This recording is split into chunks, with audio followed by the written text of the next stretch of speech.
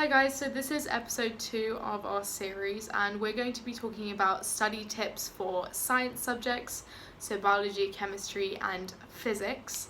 Huang, do you want to go on to the first point? So the first point we would like to make is in regards to some resources that you might want to use for revision or just practicing the concepts that you learned in the 3 science subjects.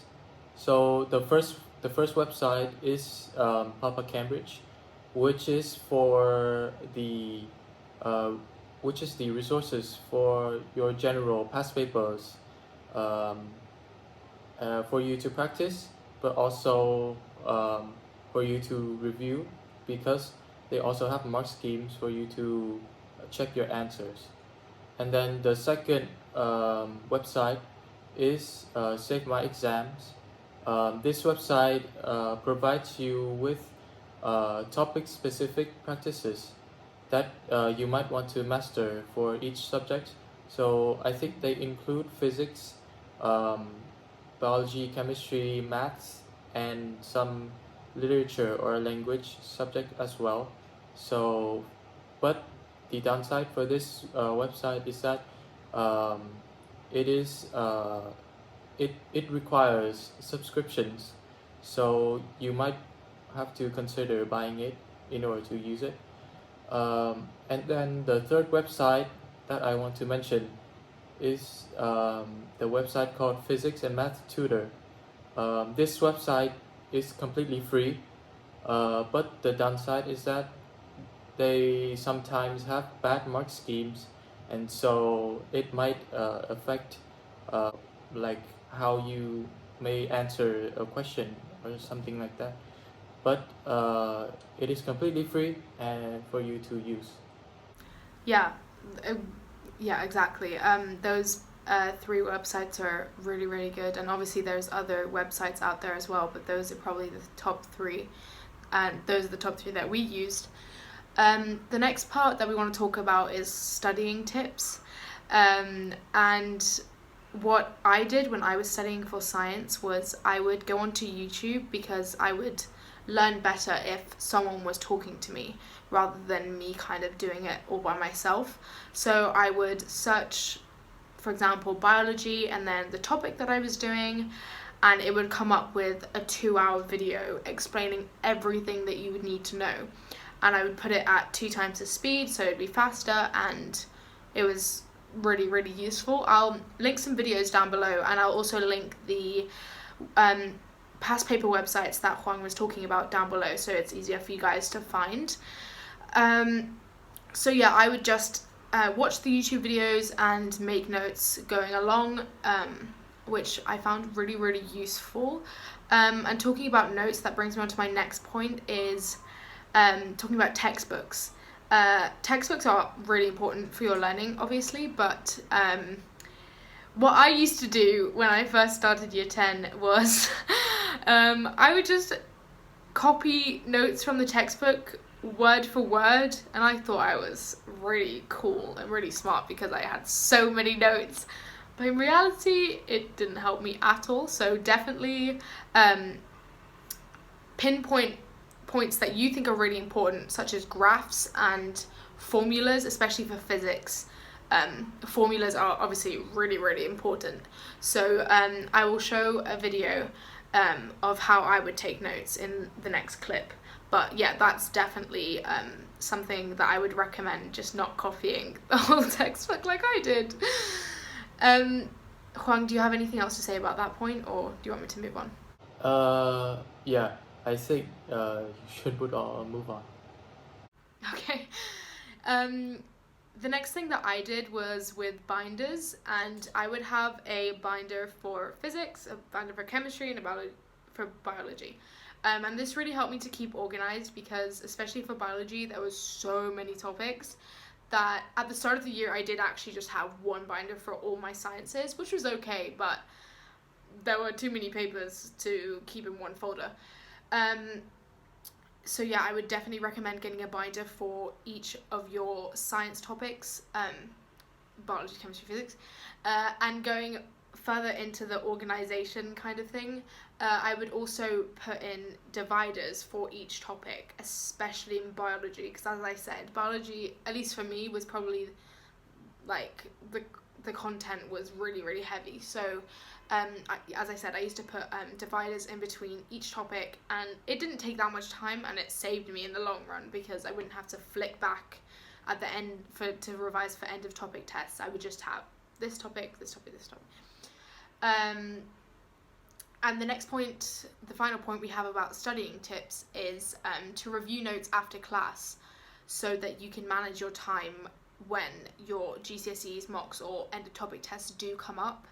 I definitely wish I did this earlier on because I would be, cramming like a couple of days before, and you don't have to spend hours and hours and hours reviewing notes, but just look over what you did in the class. It will take 10-15 minutes just to look and then you can even write down what you didn't understand in that lesson, so you know what you need to work on in that class. And it doesn't take that much time, and it's going to save you a lot of wasted time making notes and stuff like that. So I definitely recommend doing that. Huang, do you want to go on to revision? Mm-hmm.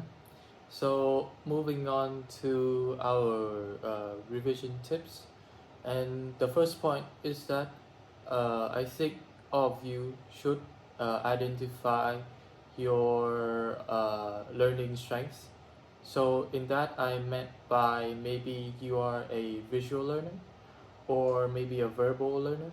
So being able to find out what type of studying would fit you the most is very important, since maybe if you are a verbal learner, then you would prefer to have someone speak or like explain to you the knowledge directly, whether it might be a YouTube video or maybe just listening to what your teachers teach you in school. And then maybe for the visual learners out there, you guys may prefer to look at like graphs or something that is very interactive, like a brainstorming graph, so that you can look at the full picture of what you're studying, which might help you to regurgitate the knowledge better. And then moving on, I think me and Casey can agree flashcards was our best friend back in GCSE, because I think flashcards is in the category of active recall. In that I meant by when you like constantly revising a knowledge that you learned in school, and so that will help you in the long run, especially when you approach the exam months or weeks. It will shorten your time of revision, and you can practice more using past papers and the resources that we listed at the beginning of the video. And then the last point I would like to make is that I think you should all keep a textbook of the wrong answers that you made for any questions at all, especially for the physics subjects or even any subject generally, because it will provide you the chance to review and recall back the mistakes that you have made back in the past, so that you can avoid having those mistakes during the real exams. Okay, so I'm going to quickly show you how I make flashcards. This is an example of one that I've done for sports, exercise and health science for PE, and I have the topic on the front and the definition on the back. So this is an example of what I would do. Just keep it really nice and simple. But today I'm going to quickly show you how to do this. I just highlighted it wrote the name, the subject on there, and then on the back, nice and big, the definition. So I'm just going to walk through quickly what I do. What you're going to need is a highlighter and a pen, and just your plain index card. And what I'm going to do is, I've already written the business management in the corner because I'm doing these for business as I have PCTs coming up. And what I'm going to do is I'm just going to highlight a quick line on the flashcard. Obviously this is optional, but this is just what I do. And then I'm going to quickly write a topic. So I'm just going to put management, do it nice and easy like that. So that just says management and business management on there. And then now on the back, I'm going to write the definition.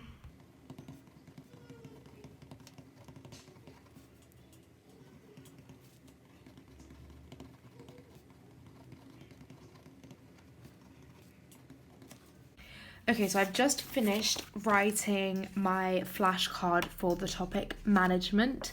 I just tried to write it nice and big, not really looking at looks or the neatness of it, as long as I can read it and it is big. That's what I did there. And I keep this little tub on my desk, which just has all my flashcard materials in it. Instead of these big flashcards, I like to do for main topic tests, so that I can just keep them in a stack, and then when it comes to end of topic tests, I just have that. And then I use mini flashcards for like smaller topic tests. I just have this colour pack here and this lined pack here, and then in here I have another set of flashcards and some paper clips, which is what I use to pin my flashcards together. So I hope that kind of gave you an idea of how I write flashcards and how the most effective way, for at least me, is how I write my flashcards. So I think that is it for today's video. So basically in today's video we talked about some resources and some websites that you can use in revising for the science subjects, and just basically practicing it.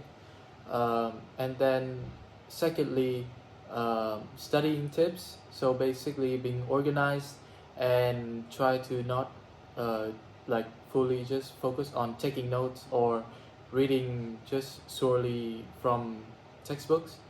And then third, revision tips. So making flashcards and keep a textbook that has all of the wrong questions or the mistakes that you made in the past, so that you can review it during revision time. And then fourth is that identify your strength in learning, either verbal or visual. Any queries or questions or suggestions of videos that you guys want us to make, you guys can put it down in the comment section, and we will make sure to answer it and implement it in future videos. And for all the resources that we talked about in today's video, we will put it under the description box.